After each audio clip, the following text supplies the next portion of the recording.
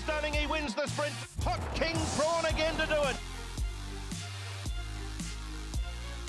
Beauty Generation, purring like a kitten early, roaring like a lion now. Singapore Sling careering away with the Classic Cup. Pakistan Star, he's moody, he's mercurial, but today he's magnificent. Time Warp still in front, he'll go all the way, Time Warp, and defeat Glorious Forever a neck.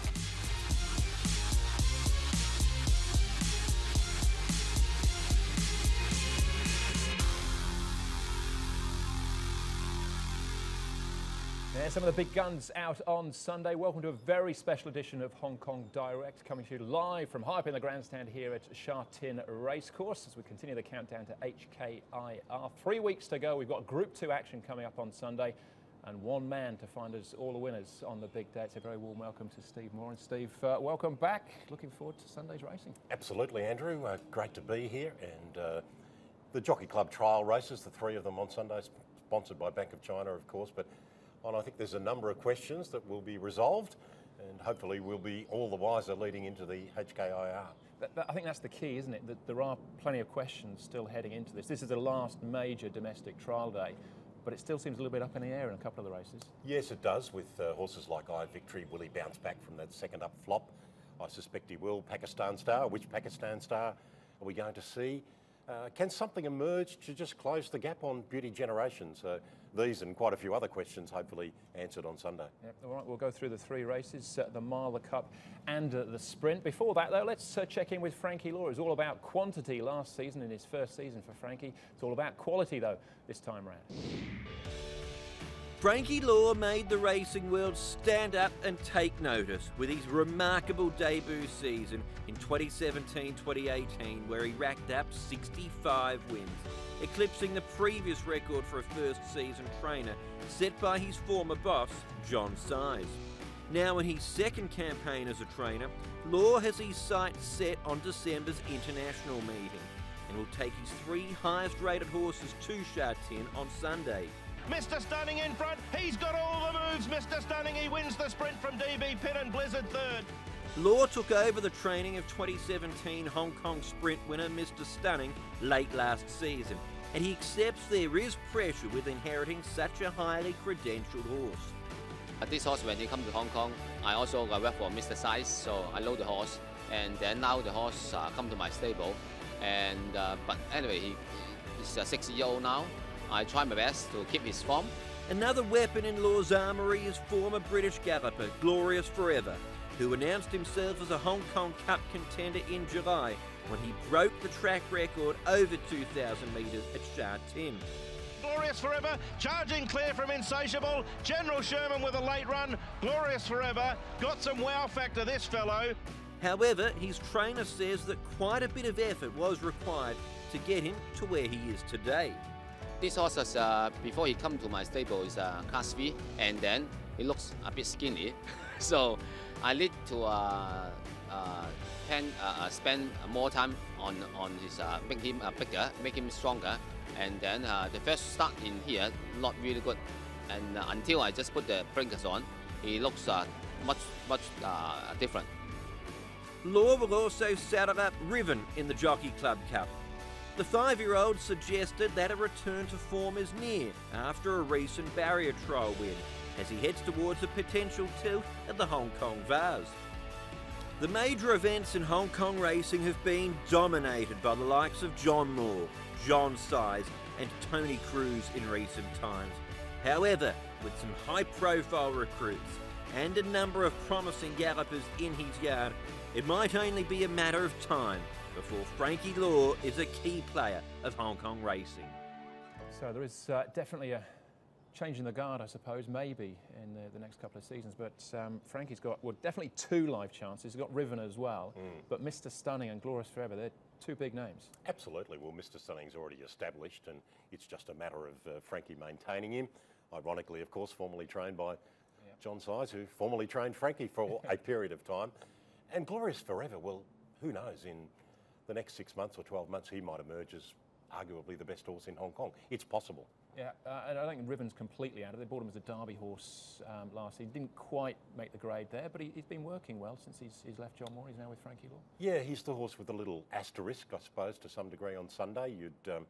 I probably couldn't put my money on him, but you know, he's a horse I'd be a little bit wary of, particularly in terms of, you know, finishing top 4. Yeah, all right. Well, we'll talk about the horses more as we get into the individual races as well. We're going to start off, though, with the Bank of China Wealth Management Jockey Club Mile Group 2 contest over the 1,600 metres, of course, headed by Beauty Generation. Brilliant winner of the Sha Tin Trophy. Of course, won the Celebration Cup before that last night. Seasons Bloom, Stewards Cup winner last season. It's been off the pace a little bit, this. The Wizard of Oz, he's a little bit off pace as well. Beauty only gets the cheek pieces on for the first time. Singapore Sling just half a length behind Beauty Generation last time out. Southern Legend coming out of the Celebration Cup, again behind Beauty Generation. Pingu Spark steps up in trip from the 12 to 600 metres. And the Golden Age, he's first up since June. It was a Group 3 winner over this trip when making all the back end of last season. We'll come back to him in a second, Steve, but maybe start with Beauty Generation. He's done the double-double, Celebration Cup and also the Sha Tin Trophy. I wouldn't mind betting, though, that John Moore wouldn't mind if the Group 1 was actually this Sunday as opposed to in 3 weeks' time, because the horse seems to be at his peak right now, isn't he? Absolutely. Those 2 wins this time around have been exceptional. I guess as a punter sometimes you have to look at the obvious. He's won 7 of his past 10. He gave weight to all in the Sha Tin Trophy. He beat them. I thought Singapore Sling's run was fantastic behind him, but you know, the 70s, 80s weights and measures guys would find it very difficult to back Singapore Sling. But yeah, you make a fair point. But I think John Moore over the years has been able to sustain these horses through this sort of campaign, through to an international race meeting. The naysayers might wonder about Abel Friend getting rolled at $1.40 in this race, 1.4, but he was second up going to a mile, so he looks pretty much fail-safe. Yeah, he was beaten in this race last year as well. Beauty Generation finished third behind Seasons Bloom, who just hasn't seemed to come back so far this season. Not as yet. You know, there might be some improvement to come with him, but he would be very hard to back on his last performance. You touched on Singapore Sling, much worse off at the weights this time around, but he was closing. So he's entitled to make some improvement from that start to this? I think so. I think if you go back and look at the replay again, he really does savage the line, Singapore Sling. He's strong to the finish and through the line, which is always a good sign. 1 run in 6 months. He's going to take some improvement from that.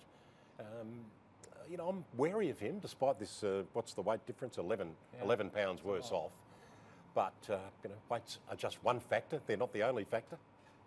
Another beauty horse, an Old Warrior and Beauty Only. Cheek pieces going on, just trying to sharpen him up a little bit, but he seems to just still keep running his race. Interesting. Yes, he does, and he bobs up probably once a season, more so these days. Trial was moderate the other day, but apparently that's the way he always goes in trials, so that's not a concern. He could be a surprise runner in the race, but I doubt he could win.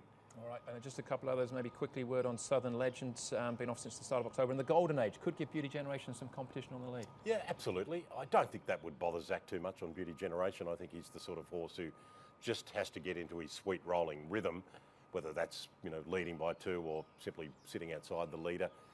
Southern Legend, Casper Founds was telling me earlier in the week that he does expect to see a much better run. He said the horse, his coat has been slow to come through. He said he's now in much better shape than he's been for his 2 previous runs in this campaign. All right, okay. Well, 8 go to posts in the Jockey Club Mile. We'll wait for your final selection in a few minutes' time. We'll keep going, though, and have a look at the next race on the programme, which is race number 7, and that is the Bank of China Hong Kong Jockey Club Cup. So 2,000 metres the trip here, headed by Pakistan Star, who was stone last behind Time Warp last time out, who seemed to bounce back from nowhere after running last on his last 3 starts, Time Warp. He was back and in some way. Werther won this race last year. He's a 4-time course and distance winner. Exultant was 4th behind Time Warp last time out. Goldmount finished 5th. Eagle Way was 3rd in that race. Riven was well beaten behind Glorious Forever. His last start, Horse of Fortune, also behind Time Warp, and Glorious Forever beaten a neck as an odds-on favourite behind Time Warp, but again, he's much worse off with the weights now. This is not a handicap here, Steve. So let's start at the top, maybe. Pakistan Star, seemingly up to his old tricks last time. Well, he certainly was reluctant to go past that fabled point, which he seems to have a bee in his bonnet about. Not quite as significant from this 2,000 metre start. On his day, he's extraordinary. I kept saying through the latter part of this year that, you know, the one race I'd love to see anywhere in the world would be Pakistan Star v Winks, because I think if it was Pakistan Star on song, so that's the key. That's the key. Can you back him? I probably can't, but the race might set up for him. It certainly might do. Time Warp got his own way in front with his little brother, Glorious Forever, just sitting on his shoulder last time out. They match up again, much like the mile. Glorious Forever, the Singapore Sling, if you like. Yep. Worse off at the weights, but maybe with Joe Moran on board, we shouldn't discount that as well. Joe's back this weekend. Could you see a different result there? Well, we could. He's untapped. Glorious Forever.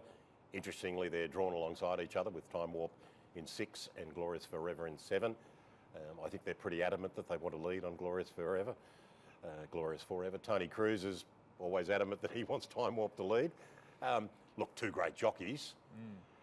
It's hard to see them undoing each other because they are such great riders.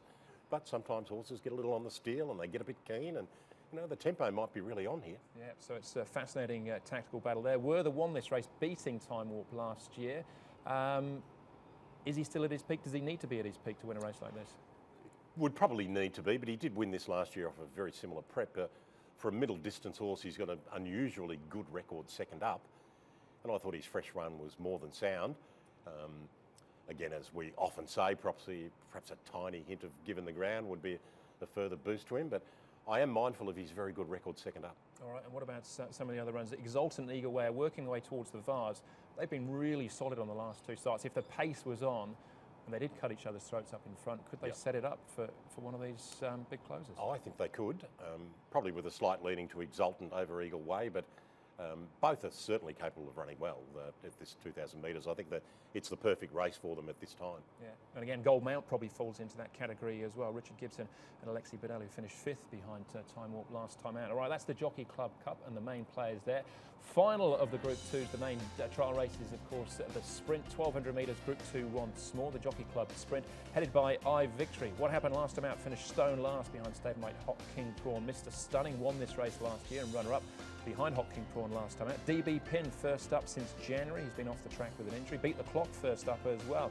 Third behind Victory, the Chairman's Sprint Prize at the back end of last season. 50-50's back with Gerard Mosse in the saddle. Winner's Way behind Hot King Prawn, who'll be have Joe Moreira in the saddle for the first time on race day. Of course, he's been brilliant this season, Hot King Prawn winning his last two. Born in China behind Hot King Prawn last time out, and Premier, a 7-time winner over the 1,000 metres, but tries the 1,200 here at Sha Tin for the very first time. So where to start here? Hot King Prawn looked like he could be anything last season. He still could be improving, and sort of put a few doubters to rest last time out with a 1,200 metre win. Yeah, but many doubters still linger, Andrew, which I find a little puzzling. I think he's the real deal. This is another little step up, but it's become almost a regular event now in Hong Kong. We saw Mr. Stunning do the same thing, and Penophobia in this race 3 or 4 years ago. They, in fact, stepped up from Class 2 wins. I don't think he'll have any problem coping with this again. £6 disadvantage to Mr. Stunning and 50-50. Is it enough? I don't think so. All right. Speaking of Mr. Stunning, he won this race, and he was the only horse from last year's trial day to win and then go and win on an international day. And it was a good run from him last time out. Absolutely, and he'll come on for that. And again, he's a horse with a very good second up record as well, Mr. Stunning. Do you have any answers for Victory? Any theories? What happened there? Well, not really, other than speaking to John Size, who said, well, perhaps his first up run was took a little more out of him than everyone may have thought. He didn't have a soft run the other day. He pushed forward from the wide gate to sit outside the leader, Hot King Prawn, and then John, in his inimitable fashion, summed it up with, it could have been anything. But he doesn't seem unusually, particularly perturbed about it. He said the horse might bounce back. And he's got barrier 1, so if anything, that just does allow Zach Burton some ease in the early stages, not to worry about pushing forward and getting a position. John also returns with Beat the Clock and DB Pin. Two top liners themselves. Absolutely. Beat the Clock's got a very good fresh record. I might lean to him amongst the size runners who are resuming. DB Pin, fine horse. Been off the scene for a while, whether he might take the run, and Premier, of course, as you touched on, the 7 wins at 1,000 metres, 1,200. I think John's attitude was, well, you have to try. Yeah, absolutely. And as of the others, the 50-50s, Winner's Way and Born in China, all lovely horses, but up against it as far as winning is concerned? Well, 50-50 will run well, I think. You know, his previous run was very good. If the tempo does wind up a fair way out, that would suit him. He's not hopeless in the race by any stretch. All right. So 3 big trial races on the weekend, Steve. Whether they turn out and win again on HKIR, we'll leave that aside in one moment. But give us 3 tips then that we can take to the bank. The Bank of China. The Bank of China, absolutely. Well, I'm probably not going to be terribly left field, but I think Beauty Generation will win again. Singapore Sling worries me a touch, but I'm tipping Beauty Generation. I'm keen on Hot King Prawn. I think he's undersold and underrated, and hopefully that feeling out there will be reflected in his price on the tote.